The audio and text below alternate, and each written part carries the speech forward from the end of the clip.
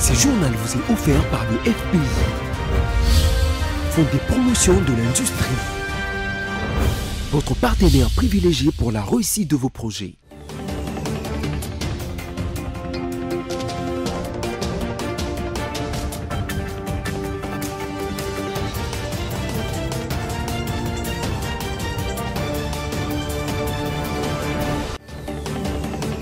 Le point sur l'actualité sur votre chaîne, c'est maintenant. Madame, monsieur, bonsoir. Tout de suite, les titres.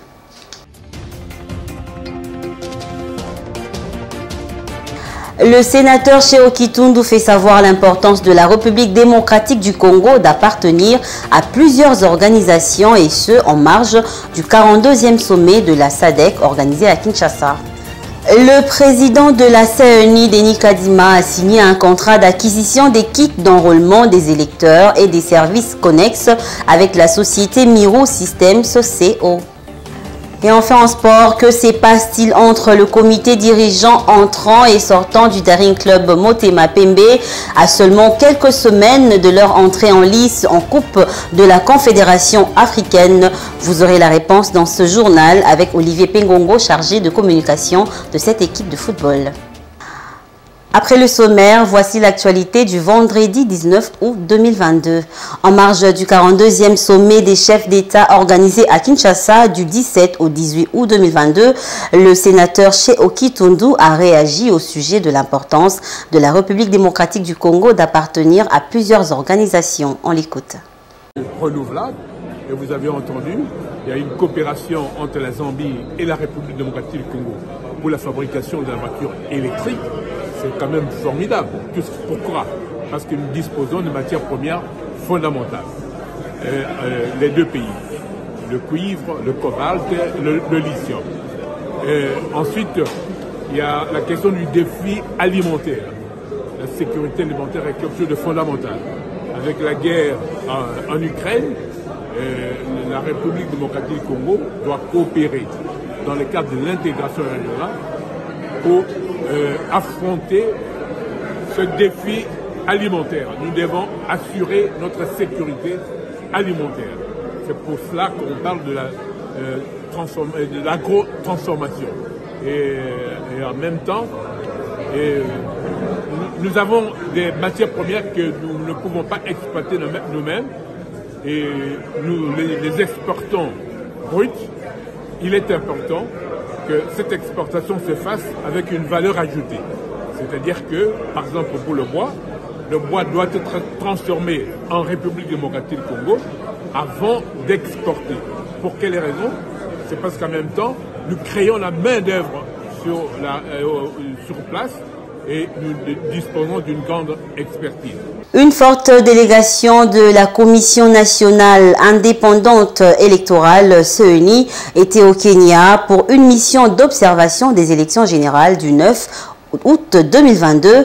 Cette équipe était conduite par les membres de la plénière, dont le deuxième vice-président Didi Manara, du rapporteur adjoint Patricia Nsea, du questeur adjoint Sylvie Birembano et de Blaise Ditou, membre de la plénière. En ce jour des durs labeurs pour la délégation de la CENI RDC dans le pays de Uhuru Kenyatta, avec les élections générales, à savoir la présidentielle, les législatives nationales, les sénatoriales et gouverneurales, ainsi que l'élection des 47 comités locaux. D'intenses activités pendant plusieurs jours avant les scrutins proprement dit 19 août 2022. La CENI RDC pourrait se servir de cette expérience pour les élections générales prévues en 2023 en République démocratique du Congo. C'est toujours Denis Kadima, président de cette institution, a procédé à la signature du contrat des kits d'enrôlement des électeurs et des services connexes avec Miro Systems CO, représenté par son directeur général Jin Bokchung. Cette attribution définitive par la CENI intervient après la notification de l'autorité de régulation des marchés publics par sa décision numéro 23/22 ARMP/CRD du 15 août 2022 de son comité de règlement des différends. Et on passe à autre chose. Le cadre de concertation nationale de la société civile a tenu une conférence débat hier jeudi 18 août à Kinshasa pour sa gestion des déchets de la ville, dans la ville de Kinshasa. Clémence Feza et Généreuse Essengo étaient présentes pour le compte de BC Télévision, un élément rendu par Laetitia Wemba. Placé sous le thème « Gestion des déchets dans la ville de Kinshasa, quels avantages pour le développement durable ?» Une conférence débat organisée par les cadres des concertations nationales de la société civile. Ces assises a connu la participation des groupes thématiques infrastructures, transport, antique, habitat, Amparec, plastique recyclable, l'association des techniciens et artisanat du Congo. L'objectif, c'est de promouvoir l'appropriation citoyenne et institutionnelle des actions écologiques susceptibles de conduire à la gestion responsable des déchets dans la ville de Kinshasa, c'est selon Claudien Moulimilois, Time Leader, Infront Trans et Antique CCNCS.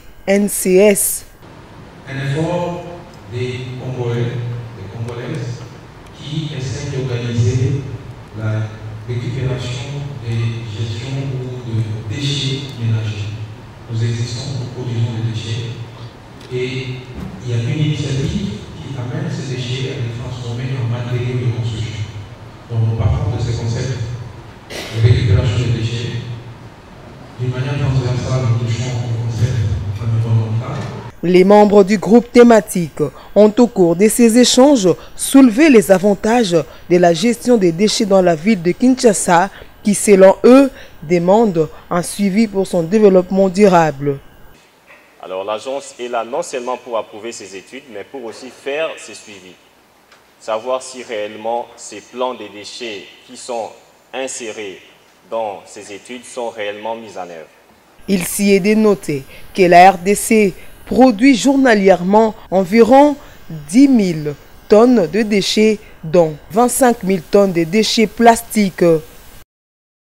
En Ituri, le président du caucus des parlementaires de cette partie de la République démocratique du Congo encourage l'administration militaire pour les efforts fournis pour la sécurisation et le développement de l'Ituri. Déclaration faite à l'issue d'une audience avec le gouverneur militaire de cette province, le lieutenant général Luboya Kachama Johnny. Suivez. Les forces armées sauvent encore de vies en Ituri sous l'impulsion du lieutenant général Luboya Kachama Johnny. Elles ont libéré 17 civils, dont 3 mineurs et 5 femmes, de main des ADF dans la région de Loloa et Lumalissa, en territoire de Mambasa. Une libération obtenue grâce aux opérations musclées menées contre ces terroristes ADF la nuit du mardi 16 au mercredi 17 août 2022.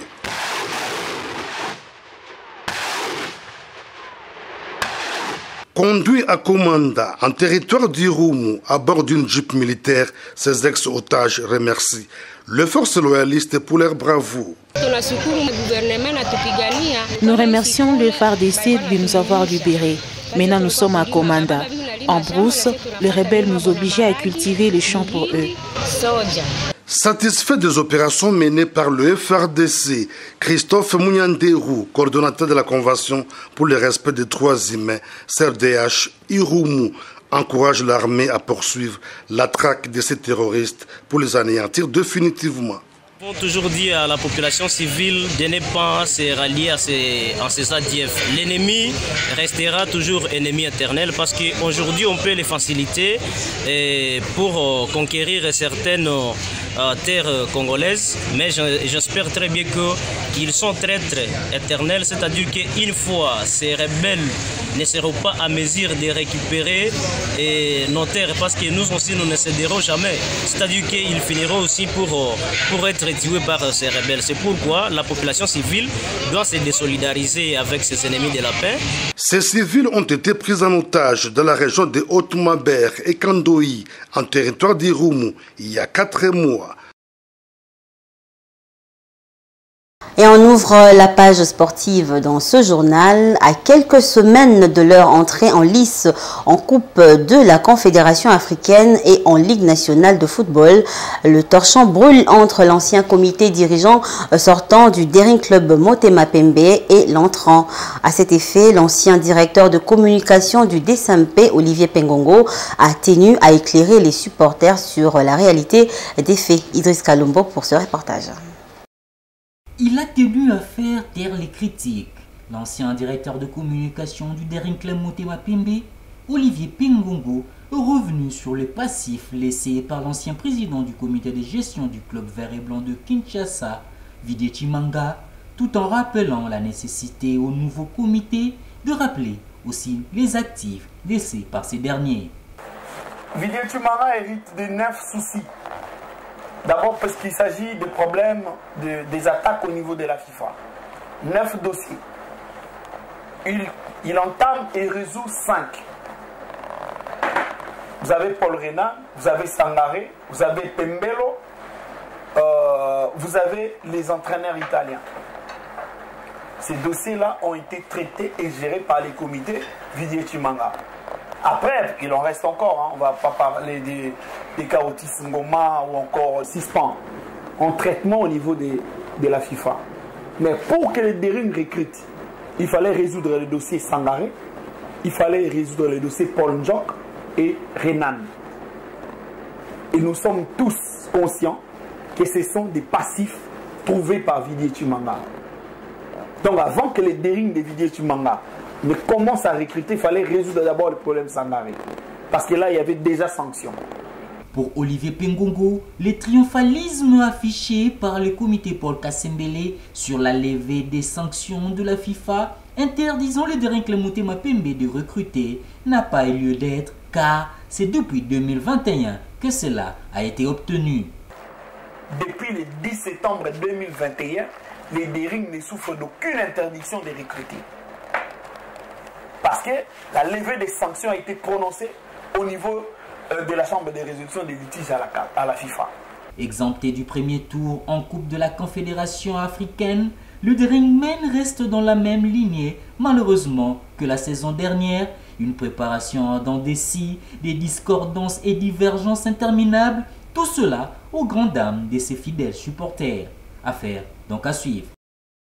Et puis en bref, la dernière ligne droite est prise pour les léopards A' de la République démocratique du Congo. C'est depuis hier jeudi que le rassemblement des fauves congolais a commencé. Une première séance d'entraînement a été organisée ce vendredi. Moins de 10 jours restent pour Otis Ngoma avant le premier acte face au Sao Tchadien le 28 août prochain. Ensuite, les 25 hommes retenus les défieront le 4 septembre à Kinshasa pour le match retour. Notons que c'est dans le cadre des éliminatoires de la phase finale du championnat d'Afrique des Nations.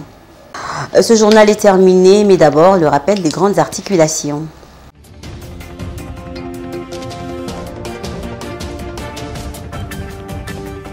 Le sénateur Cheo Kitundu fait savoir l'importance de la République démocratique du Congo d'appartenir à plusieurs organisations et ce en marge du 42e sommet de la SADC organisé à Kinshasa.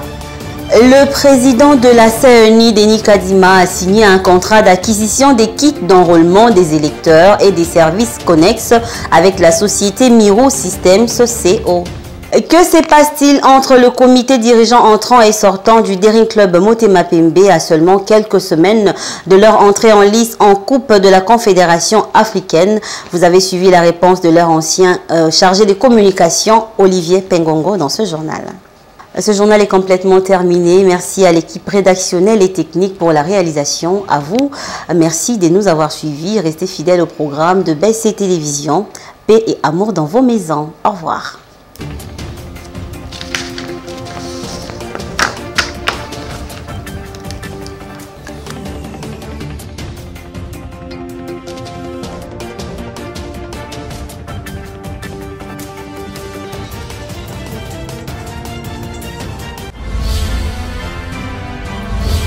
Ce journal vous a été offert par le FPI, Fonds des promotions de l'industrie, votre partenaire privilégié pour la réussite de vos projets.